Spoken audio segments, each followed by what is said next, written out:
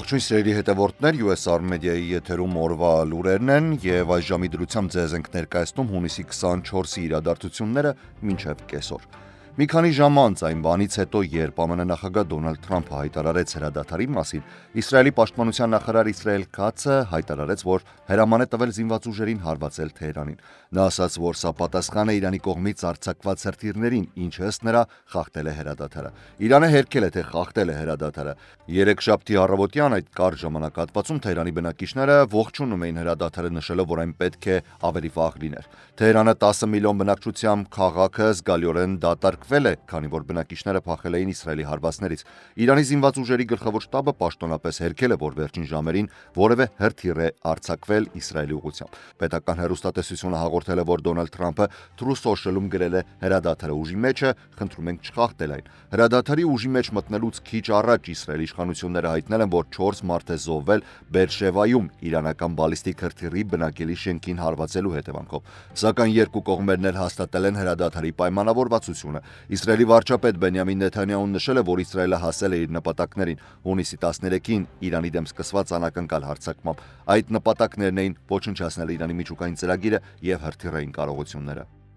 Այսօր Դոնալդ Թրամփը Նիդերլանդներ մեկնելու ճանապարհին, որտեղ պետք է մասնակցի ՆԱՏՕ-ի գագաթնաժողովին, անդրադարձել է այս հարցին, պատասխանելով լրագրողների հարցերին Air Force One-ում։ Բարև ձեզ, ինչպե՞ս եք։ Մենք արտակարգ նորություն ունենք։ Ամեն ինչ լավ է։ Ինչպես գիտեք, Իսրայելը կանգ առավ այսօր առավոտյան հարձակումը տեղի չունեցավ բարեբախտաբար։ Դա շատ կարևոր էր, ես գնահատում եմ դա։ Նրանք շատ ինքնաթիռներ էին պատրաստել եւ պատրաստվում էին հարվածել, բայց չարեցին։ Մենք ուրախ ենք դրա համար։ Շատ ուրախ։ Այս պայն հրադադարը ուժի մեջ է եւ կարծում եմ երկար ժամանակ այդպես կմնա։ Պարոն նախագահ, խոսել եք վարչապետ Նեթանյահուի հետ։ Այո, խոսել եմ։ Ինչ եք ասել նրան։ Ասացի, պետք է ետ կանչեք ինքնաթիռները։ Նրանք պատրաստվում էին հարձակվել, որովհետև նայեք, մենք 3 գործարք արեցինք, բայց նրանք հարվածեցին դրանից հետո։ Ոչ ոք չէր մտածում, որ դա կկատարվի, բայց հարվածեցին շատ ուժեղ եւ դա չպետք է լիներ։ Դրանից հետո Իրանը նույնպես հարվածեց նրանց ի պատասխան։ Կարծում եմ, իրենք չէին անի դա, եթե առաջին հարվածը չլիներ։ Այնուամենայնիվ, մի քանի րոպե անց եւս մեկ հրթիռ արձակվեց, բայց այն տեղ չհասավ, ոչինչ չվնասեց։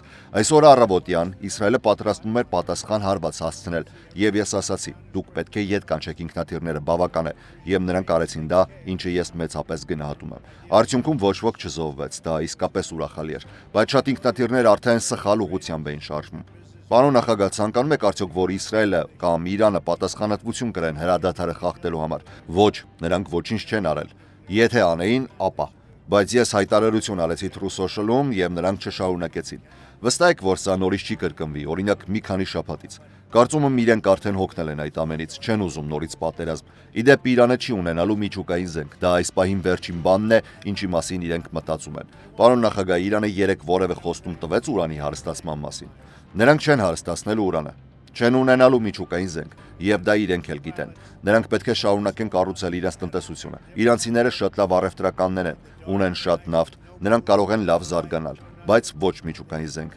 Դա ես միշտ եմ ասել տարիներ շարունակ։ Չենք կարող թույլ տալ, որ Իրանը ունենա միջուկային զենք։ Կարող եք պարզաբանել ձեր Truth Social գրառման մեջ նշված ռեժիմի փոփոխության գաղափարը։ Դուք ռեժիմի փոփոխություն եք ուզում Իրանում։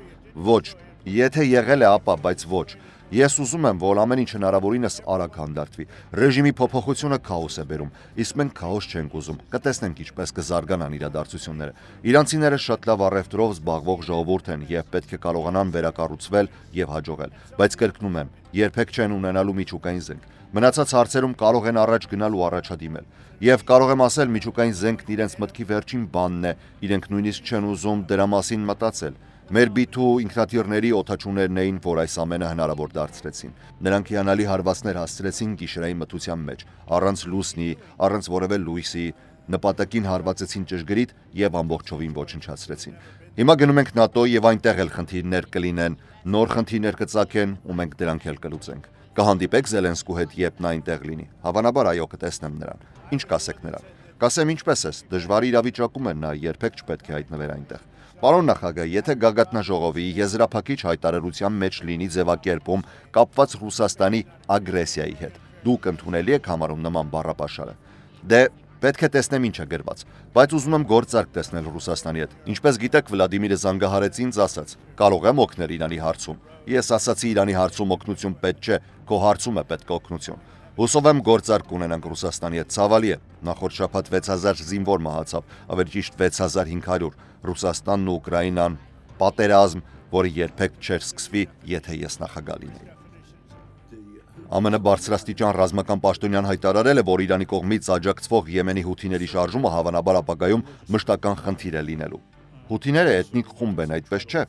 Պարոն, նրանք առավելապես կերոնական խումբ են, բայց նաև որոշ ցեղային կապեր ունեն, որոնք նրանց հիմքում են։ Նրանք գոյություն ունեն մի նպատակով, այնպես չէ։ Նրանք ինքնակազմակերպվել են մեկ նպատակի համար, չէ։ Նրանք իրենց տեսնում են որպես Ամերիկայի, Իսրայելի եւ հրեա ժողովրդի թշնամիներ։ Այս պահին, եթե նրանք ձեռնպահ են մնում գործողություններից, դուք կարծում եք, որ նրանք փոխվել են եւ որ ապագայում այլևս պատերազմ կամ ահաբեկչություն չեն սանձազերծի մեր կամ տարածաշրջանի դեմ։ Սենատոր, ես կարող եմ ասել իմ ներկայիս ծառայության ընթացքում Միացյալ Շտաբում, ինչպես նաև նախկինում կենտրոնական հրամանատարությունում իմ փորձից ելնելով, որ հութիները ամենայն հավանականությամբ մնալու են մի մշտական խնդիր, որի հետ մենք ստիպված ենք լինելու գործ ունենալ նաև ապագայում մի քանի անգամ, այո։ ԱՄՆ գերագույն դատարանը ժամանակավորապես թույլ է տվել Թրամփի վարչակազմին արտաքսել անձանց այնպիսի երկրներ, որոնք նրանց հայրենիքը չեն։ Այս որոշումը չեղարկել է Բոստոնում գործող դաշնային դատավոր Բրայան Մըրֆիի հրամանը, որի համաձայն միգրանտներին պետք է տրվեր բովանդակային հնարավորություն պաշտոնյաներին բացատրելու, թե իրենց կյանքին սպառնալիք է այն երկրում, ուր պետք է ուղևորվեին։ Գերագույն դատարանը այդ որոշումը ժամանակավորապես կասեցրել է, քանի դեռ դատական գործընթացը շարունակվում է։ Սա Միացյալ Նահանգների նախագահ Դոնալդ Թրամփի համար հերթական հաղթանակն է զանգվածային արտաքսումների վճռական քաղաքականության շրջանակներում։ Թրամփի վարչակազմը բողոքարկել էր Մըրֆիի որոշումը կապված միգրանտների մի խմբի տեղափոխման հետ դեպի քաղաքականապես անկայուն հարավային Սուդան, որից պետդեպարտամենտը հորդորել էր ամերիկացիներին խուսափել, հղում անելով հանցավորության, առևանգումների եւ զինված բախումների վտանգներին։ Դատավոր Մըրֆին եզրակացրել է, որ Թրամփի վարչակազմը խախտել է օրենքը միգրանտներին այնտեղ ուղարկելուց առաջ անհրաժեշտ քայլեր չձեռնարկելով։ Մայիսին նա միջամտել էր, ինչի արդյունքում կառավարությունը ստիպված էր պահել միգրանտներին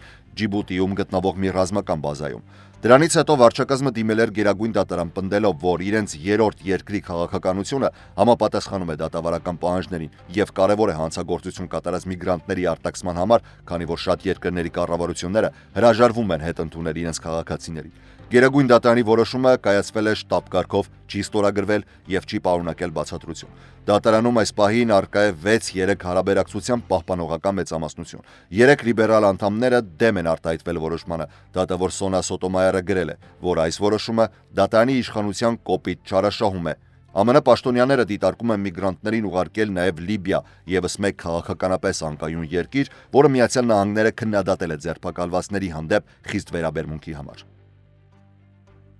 Եվրոպական բորսաները այսօր բարձրացել են ավելի քան 1%, հետևելով նույն օրն ավելի վաղ արձանագրված ասիական շուկաների աճի միտմանը։ Համաեվրոպական Stoxx 600 ինդեքսը աճել է մոտ 1.4%, բացումից անմիջապես հետո։ Ներդրողների վստահությունը բարձրացել է այն բանից հետո, երբ Միացյալ Նահանգների նախագահ Դոնալդ Թրամփը հայտարարել է Իրանի եւ Իսրայելի միջև հրադադարի մասին եւ կոչ արել երկու կողմերին պահպանել պայմանավորվածությունը։ Իսրայելի վարչապետ Բենյամին Նեթանյահուն հաստատել է, որ երկիրը համաձայնել է Թրամփի առաջարկած հրադադարի պայմաններին։ Այս քայլը մեղմել է անհանգստություններ այն մասին, թե Իրանը կարող էր փակել Հորմուզի նեղուցը, ճանապարհ, որով անցնում է համաշխարհային նավթամատակարարման մոտ 1/5-ը դեպի աշխարհի տարբեր նավթավերամշակող գործարաններ։ Այլ խոշոր տարածաշրջանային ինդեքսները եւս աճ գրանցեցին հրադադարի լուրից հետո։ Գերմանիայի Benchmark ինդեքսը գրանցեց գրեթե 2%-ի բարձրացում։ Նավթի գները նվազեցին, հասնելով վերջին 2 շաբաթվա ամենացածր մակարդակին, քանի որ մատակարարման շուրջ մտահոգությունները թուլացան։ Միևնույն ժամանակ ճանապարհորդության եւ ժամանցի ոլորտի բաժնետոմսերը աճեցին ավելի քան 3.5%։ Ռիսկային ներդրումների հանդեպ հետաքրքրությունը նվազեց, ինչը իր հերթին իջեցրեց ոսկու գինը, հասցնելով այն գրեթե վերջին 2 շաբաթվա նվազագույնին։ Այս ժամի համար առանձնացրել էինք այսքանը, ես Հարություն Մինասյանն եմ, շնորհակալ եմ ուշադրության համար, առողջ եղեք։